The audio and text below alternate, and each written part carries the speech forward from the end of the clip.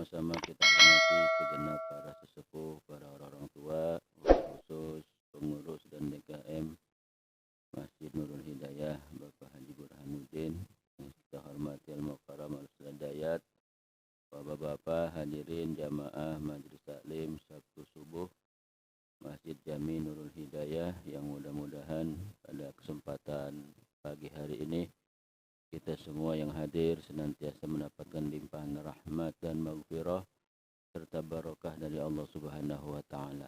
Amin ya rabbal alamin. Baiklah, pada kesempatan pagi hari ini sehubungan kita baru saja memasuki dan berada di bulan Rajab, ya. Sudah tanggal 3 Rajab hari ini, ya, maka pembahasan kita pada hari ini mengenai beberapa perkara yang berkaitan dengan keistimewaan bulan Rajab. Kenapa harus kita bahas bulan Rajab ini?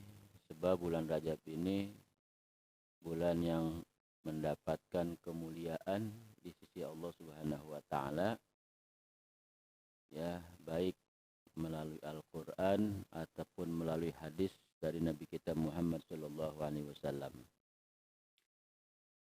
Dalam Al-Quran sendiri, dalam surah At-Taubah, Allah firmankan tentang bulan-bulan dalam setahun, ya.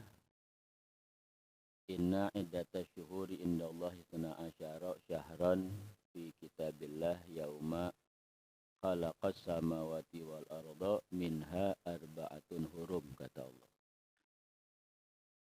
Ya, sesungguhnya bilangan bulan-bulan di sisi Allah itu ada 12. Ya, yang sudah tercatat atau dalam ketentuan Allah Ta'ala bahwa hitungan bulan ada 12. Sejak kapan? Yauma khalaqas samawati wal ard. Sejak Allah ciptakan langit dan bumi. Jadi seiring Allah ciptakan langit dan bumi, seiring itu pula Allah tentukan perjalanan waktu yang akan berputar, beredar, ya, di kehidupan makhluknya, terutama yang menempati, ya, langit maupun bumi. Wabil khusus lagi untuk kita manusia, ya. Jadi memang ada 12 bulan sebelum adanya kita, itu peredaran waktu sudah ditentukan sama Allah. Dalam setahun ada 12 bulan. Minha arba'atun hurum, kata Allah. Di antara 12 bulan tersebut ada 4 bulan yang disebut bulan haram. Ya. Bulan haram ini artinya bulan yang dihormati, ya, bulan yang diistimewakan dalam agama. Apa aja itu yang 4 bulan? Ya, dijelaskan oleh para ulama, ya, terutama dalam kitab-kitab tafsir. Bulan tersebut adalah Dzulqa'dah, Dzulhijjah, dan Muharram, di mana 3 bulan ini berurutan, ya, beriringan. Dzulqa'dah, Dzulhijjah, dan Muharram, dan yang satu terpisah yaitu sekarang bulan Rajab. Ya. Jadi bulan Rajab ini masuk kategori salah satu bilangan dari 4 bulan yang mendapatkan sebutan bulan haram, bulan yang dihormati, bulan yang dimuliakan. Nah, karena ini bulan yang istimewa, bulan yang mulia, tentunya kesempatan untuk kita untuk mengambil bagian, ya, yang ada di dalamnya berupa kebaikan, keberkahan, keistimewaan, ya. Dan sekaligus ini merupakan bulan persiapan sebelum nanti kita memasuki Sayyidu Syuhur, pemimpin sekalian bulan, yaitu bulan suci Ramadan. Di dalam hadis juga bulan ini disebutkan sama Nabi, Inna Rajab syahrullah, kata Nabi, ya. Sesungguhnya Rajab itu adalah bulannya Allah. Nah, karena ini bulan diidofahkan disandarkan, dinisbahkan namanya kepada nama Allah, sehingga menjadi ya bulan yang mulia tentunya, dan sekaligus mendapat sebutan sebagai Syahrul Maghfirah. Jadi kenapa bulan Rajab ini disandarkan namanya kepada nama Allah? Karena di bulan inilah Allah membuka seluruh pintu-pintu ampunan, pintu maghfirah, pintu taubat 24 jam untuk siapapun yang ingin kembali kepadanya. Ya. Nah, bulan ini disebut sebagai Syahrul Maghfirah, bulan ampunan. Nah, karena bulan ini ya sebagai bulan ampunan, maka kita dianjurkan untuk memperbanyak istighfar di bulan ini. Ya, istighfar yang biasa kita baca kalau habis sholat cuma 3 kali, ya sekarang khususkan waktu untuk membaca istighfar. Kalau bisa jangan kurang sehari 300 kali baca. Karena memang momennya ya, waktunya saat ini bulan Rajab ini adalah Syahrul Istighfar. Anjuran-anjuran ya dari Nabi, dari ulama-ulama kita untuk kita mengisi ya perjalanan di bulan Rajab ini dengan memperbanyak istighfar. Sehingga sampai disiapkan juga di bulan ini istighfar khusus. Namanya istighfar bulan Rajab ya. Tuh, ada istighfar bulan Rajab. Ya. Di mana sini tertera ya dalam kitab Kanzun Najah wa Surur ya, ada keterangan nih tentang membaca istighfar bulan Rajab.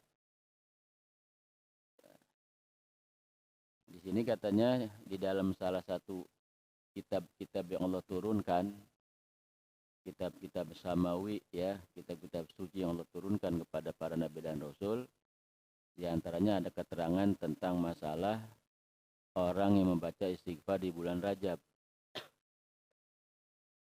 Anna man istaghfarallaha fi Rajab bil ghadati wal 'ashyi yarfa'u yadayhi wa yaqul Allahumma ighfirli warhamni wa tub 'alayya. Bahwasannya siapa orang yang beristighfar, mohon ampun ya kepada Allah Ta'ala di bulan Rajab, bil ghadati wal 'ashyi, baik di waktu pagi dan sore. Berarti bacanya 2 kali, pagi dan sore ya. Sekalipun dimulai kemarin tanggal 1 ya. Kalau kemarin masuk hari Kamis ya berarti dari malam Kamis start. Kalau kita baru dapat hari ini ya pagi ini baca ya. Pagi ini nah ya pagi ini dibaca, nanti sore juga dibaca 2 kali sehari semalam ya. Dalam sehari semalam ya kita baca itu istighfar bulan Rajab. Ya, kalau di sini tertulis pakai Allahumma. Tapi biasanya kita bacanya pakai Rabbi gfirli ya. Jadi yang mana aja boleh ya.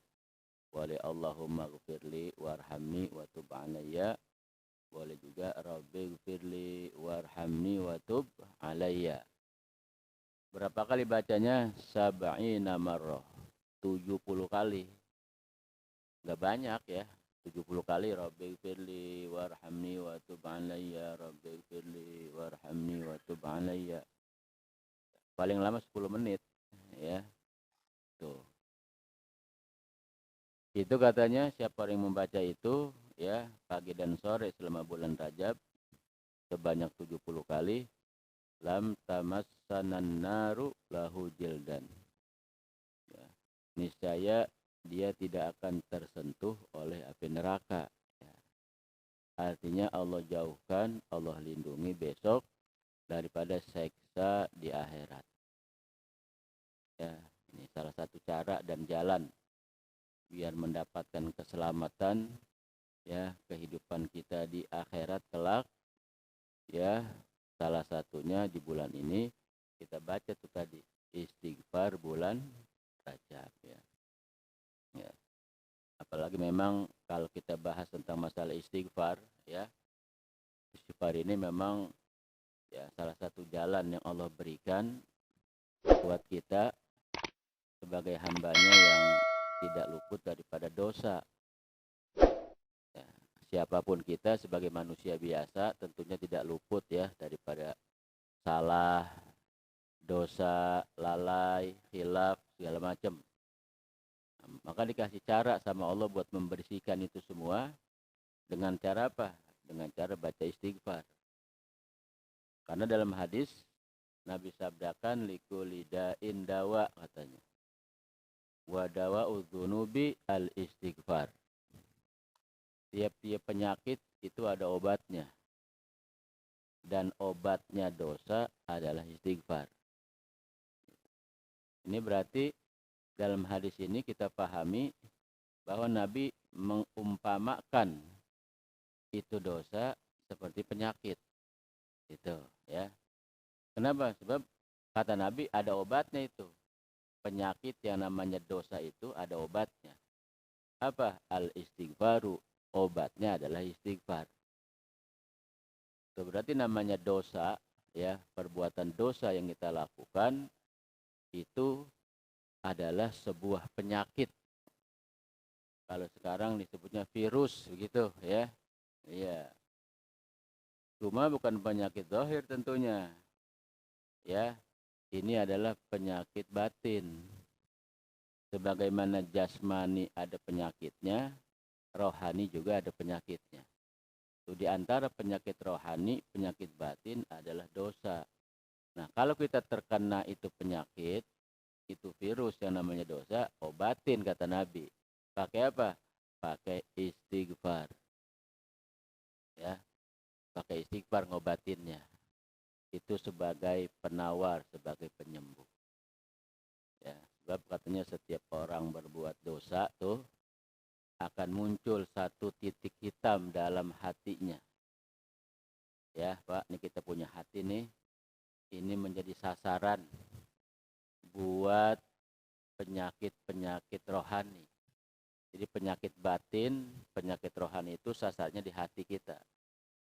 Setiap ada orang berbuat dosa, berbuat kesalahan, itu muncul satu titik hitam dalam hatinya. Ya, namanya nuktah sauda, ya. Satu titik hitam dalam hati kita. Nah, makanya setiap waktu kita berbuat salah, berbuat dosa, supaya titik hitam itu enggak nambah, enggak numpuk, enggak semakin banyak, setiap waktu pula kita bersihkan. Ya, ibarat kaca nih, kayak di masjid nih ya. Ini masjid persis pinggir jalan. Mungkin kalau datang musim kemarau atau musim panas, wah debu luar biasa. Ya. Makanya ada yang bersihin tiap hari di sini. Itu kaca dilap, ya, disemprot. Supaya kenapa? Supaya nggak berdebu. Itu. Pagi dibersihin, ntar sore dibersihin lagi, ya, sehingga tetap bersih nih kaca. Ya. Maka ini kaca seperti hati kita yang setiap waktu kena debu, ya, kena kotoran. Nah, debu dan kotorannya itu adalah dosa yang nempel di hati kita. Maka bersihin, tuh ya. Bahkan membersihkan dosa mah bukan 2 kali, ya. Tuh dalam sehari semalam kita sholat 5 waktu, minimal kata Nabi baca istighfar habis sholat 3 kali. Untuk apa itu? Untuk membersihkan kotoran-kotoran yang nempel di hati kita. Ya, sebab kalau dampaknya nih hati banyak kotorannya, banyak debunya, ya kayak kaca, nggak kelihatan, ya, ketutup tuh. Yang seharusnya terang itu kaca, ya, kita bisa ngelihat dari dalam, bisa ngelihat keluar lewat kaca. Kenapa bisa kelihatan yang di luar dengan jelas? Atau juga sebaliknya, karena kacanya bersih. Kenapa bersih? Karena dibersihin tiap hari. Nah, ini hati juga sama, ya. Kalau hati bersih, ya, hatinya nggak ada kotorannya, ini terang bercahaya. Kalau terang bercahaya, dia bisa ngelihat perkara-perkara yang nggak kelihatan dengan mata biasa. Dia bisa tahu tentang kehidupan akhirat. Dia bisa tahu tentang perkara yang hak dan batil. dia bisa tahu dan bisa ngelihat perkara yang benar dan yang salah. Dari mana itu? Dari penglihatan batin atau hati yang bersih. Makanya perlu ya setiap hari kita bersihin, terutama di bulan ini nih, di bulan Rajab ya, dengan kita memperbanyak istighfar. Dan istighfar ini juga sekaligus bukan hanya fungsinya sebagai pembersih ya, pembersih ya diri kita dari dosa saja, banyak sekali. Jadi antaranya orang sering baca istighfar ya.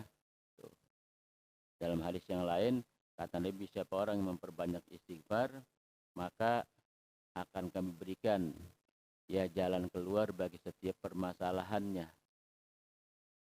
Ya, termasuk pintu-pintu hajat kita, harapan-harapan kita bisa terbuka, di antaranya sababnya lewat bacaan istighfar. Seperti dulu Al-Imam Ahmad bin Hambal ya.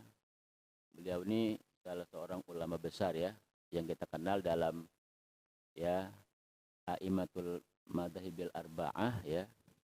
4 imam dalam madhab ahli sunnah wal jamaah, itu diantaranya Imam Ahmad bin Hambal. Beliau ini salah satu ulama madhab yang terkenal dan masyhur sebagai ulama besar ya.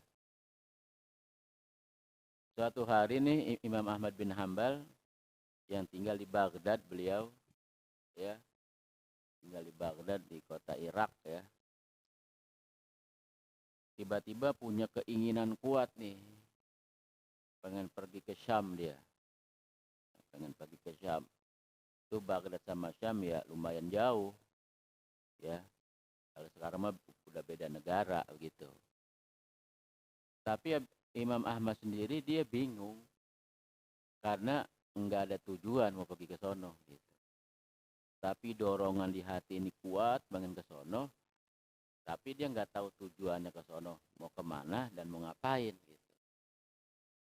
Cuman karena ini dorongan hati begitu kuat, akhirnya beliau berangkatlah ke sana, ke Syam ya, dengan persiapan perbekalan yang sudah dipersiapkan, kemudian dia berangkat seorang diri ke sana. Sampai di Syam, dia bingung juga, udah sampai di tempat, ini negeri Syam, ya. Saya mau kemana ya? Katanya gitu. Tujuan saya kemana? Ini ke sini. Saya nggak punya tujuan pasti, nggak tahu mau kemana, tapi memang hati aja nih yang kuat pengen ke sini. Ya maka karena dia belum punya tujuan pasti, dia cari tempat yang aman dah buat istirahat apa? Dia cari masjid. Ya, cari masjid itu. Ya. Ada dia numpang di masjid, numpang istirahat, ya dia sholat di situ. Ya, dari mulai dia sampai tuh ya, dari boleh bilang dari siang dia sampai, dari sholat zuhur di situ, ya sampai asar. Ya, karena memang belum tahu mau kemana. Dari asar masuk maghrib, terus di situ dia sampai isya, sampai malam. Ya. Masih dalam keadaan bingung, entah mau kemana ini saya. Udah sampai di sini bingung ya. Tuh. Padahal mah dari rumah punya keinginan kuat ke situ, tapi tujuannya nggak tahu. Nah pas udah malam, udah selesai isya, ya biasa, namanya masjid pas ditutup ya, ada marbotnya, ya ada petugas yang jaga itu masjid. Ini kata yang jaga nih Imam Ahmad lagi di dalam, lagi wiridan lah begitu, dengar Pak, mohon maaf Pak, ini mau ditutup masjidnya gitu barat. Tolong keluar gitu. Ya, kata Imam Ahmad, saya mau numpang di sini dulu dah, mau ibadah. Iya, ya cuman di dalam di sini nggak bisa, nggak boleh gitu. Bapak harus keluar. Karena dipaksa harus keluar, ya mau nggak mau dia. Namanya tamu ya, keluar. Kemudian dipindah kemana? Ke teras. Keluar kata ke depan situ dah. Udah tutup ini semua, ibarat lampu mau dimatiin semua. Petugas nyamperin lagi, Pak, di sini juga nggak boleh. Gitu. Ya. Kata Imam Ahmad, saya musafir, saya dari negeri seberang, ya saya numpang istirahat dulu di sini. Iya, tapi nggak bisa sampai malam gitu. Karena ini masjid, ya malam harus ditutup, gerbangnya pun harus dikunci. Ya, jadi nggak boleh kalau bapak musafir, nggak ada urusan. Pokoknya malam ini harus keluar aja. Ya, Imam Ahmad juga ngotot gitu ya. Namanya pikir masjid, boleh dong. Saya ini musafir, mau istirahat, apalagi nggak di dalam, di luar. Ya, cuman petugasnya juga ya tetap melarang keras, nggak boleh pokoknya. Sampai kemudian dia diusir lah Imam Ahmad. Ya, didorong sampai keluar masjid. Imam Ahmad diem aja doh. Iya ya, jauh-jauh kemari, begini keadaannya. Cuman dia sabar aja. Dia yakin pasti ada hikmahnya nih. Pas begitu lagi bingung, lagi tengok kiri kanan mau kemana ini, apalagi udah malam gitu ya. Tiba-tiba ada orang lewat, ya, bawa kendaraan. Kalau dulu mungkin bawa, ya, bawa delman lah gitu ya, ya pakai keledai gitu, nyamperin, Tuan, mau kemana? Saya lihat Tuan dari jauh kayak orang bingung, langak celinguk, tengok tengok kiri kanan. Tuan dari mana emang? Ya saya dari tempat jauh, dari negeri seberang, saya dari Baghdad. Datang kemari, saya juga bingung mau ngapain. Tadi saya ini aja mau numpang istirahat dalam ini masjid, tapi nggak boleh, saya disuruh keluar. Oh gitu, ya udah kalau gitu ikut saya dah. Ya, kebetulan saya punya rumah besar, saya juga ada usaha, ya Tuhan bisa istirahat lah di rumah saya. Di rumah saya banyak kamar-kamar buat istirahat, ayo ikut saya. Diajak akhirnya nih sama orang ini, ya, ikut numpang. Dalam perjalanan dia nggak ngobrol, ya, Imam Ahmad tapi memperhatikan nih orang mulutnya nggak diam, nggak berhenti, selalu kayak bebacaan gitu. Ya sampai di rumahnya, dilihat rumahnya besar, ya, dia masuk ke rumahnya, di sebelah belakang ada tempat khusus. Oh ternyata dia nih tukang bikin roti, penjual roti gitu ya. Tuan di sini rumah saya, ya sekarang Tuan saya anterin ke tempat kamar buat istirahat, ya saya mau lanjutin kerjaan, saya punya kerjaan nih, saya ini pembuat roti, jadi saya bikin roti malam, besok pagi ini saya jual tuh roti. Alhamdulillah dari hasil usaha ini saya bisa punya rumah besar nih ya, usaha juga saya maju, usaha saya segala macam lah, hajat-hajat yang saya pengen itu Allah kasih pokoknya semua, alhamdulillah kata dia gitu. Ya udah Imam Ahmad istirahat, kasih tempat, kasih makan segala macam di situ, sambil dia perhatiin terus nih Imam Ahmad, diperhatiin sama Imam Ahmad, dia orang yang ngomong seperlunya, selebihnya dia kerja, tapi mulutnya terus bergerak. Ya penasaran juga nih, dia samperin tuh, saya mau nanya dah sebelum saya istirahat, mau nanya apa Tuhan? Saya perhatiin dari kita ketemu sampai sekarang, engkau ngomong seperlunya, dan saya perhatiin engkau selalu kayak bebacaan. Baca apa itu? Oh ini, iya. Mulut saya nggak berhenti setiap waktu memang. Ketika saya lagi nggak bicara, saya nggak ngomong, saya lagi kerja, lagi ngapain aja, saya selalu baca istighfar. Ini saya baca bacaan yang mudah, yang ringan, baca istighfar. Dan luar biasa memang, kata dia. Dengan berkah istighfar yang saya baca, semua keinginan saya sudah dikabulkan sama Allah. Saya punya usaha nih, ya, jual roti, bikin roti, dari kecil sampai sekarang besar, ya, jadi pedagang besar saya, lancar, sukses, maju.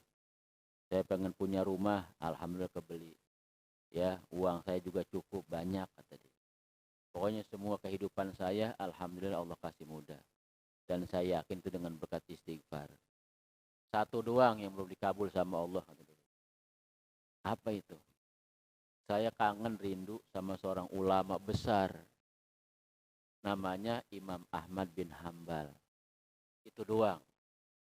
Sebab namanya harum, ya, sekalipun tinggalnya jauh, ya, saya juga nggak tahu di negeri apa dia tinggal, tapi dia luar biasa. ya seorang ulama karismatik yang namanya masyhur, sehingga saya timbul keinginan, rindu, kangen, pengen ketemu. Maka saya niatin tiap waktu saya baca istighfar, keinginan saya itu tuh, ya Allah pertemukan saya dengan seorang ulama besar namanya Imam Ahmad bin Hambal. Dia nggak tahu siapa tuh tadi yang dibawa ke rumahnya.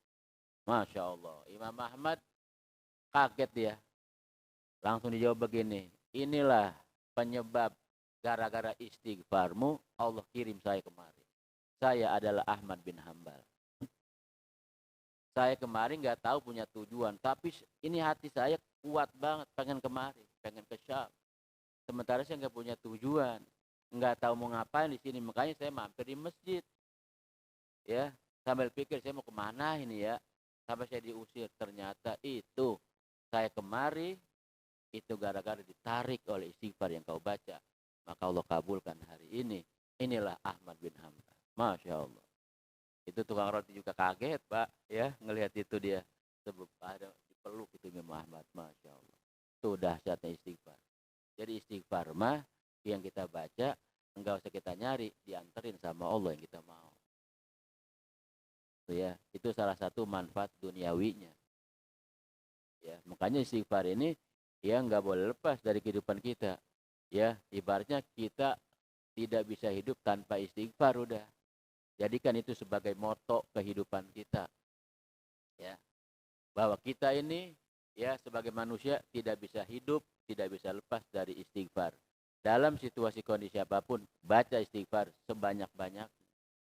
Ya, intinya kesimpulannya ini sebagai bulannya Allah Ta'ala, artinya bulannya Allah Ta'ala, Allah tengah membuka pintu ampunannya, pintu maghfirahnya, maka mari ambil kesempatan ya untuk kita membersihkan diri kita, membersihkan zahir kita daripada segala macam kotoran, penyakit, virus, yang namanya dosa, yang namanya kesalahan, yang namanya kekhilafan, termasuk kelalaian, ya kita bersihkan, kita cuci di bulan ini dengan memperbanyak membaca istighfar ya. Mudah-mudahan bulan Rajab ini menjadi jalan ya kepada kita semua ya, agar Allah ampuni segala dosa-dosa kita, Allah maafkan kesalahan kita, sehingga betul-betul zahir kita di bulan ini bersih untuk persiapan kita sebelum besok memasuki bulan suci Ramadan ya.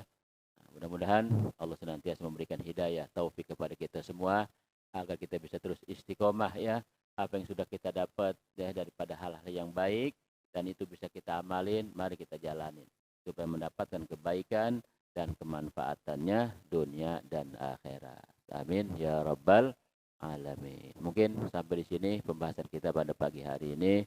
Mudah-mudahan sedikit yang kita bahas ada manfaatnya dan mudah-mudahan terus ya kita diberikan semangat oleh Allah Subhanahu wa taala untuk meningkatkan kualitas keimanan kita dan ibadah kita dari kita hidup sampai kita meninggal dunia membawa husnul khotimah. Amin ya rabbal alamin. Sekian billahi taufiq wal hidayah. Assalamualaikum warahmatullahi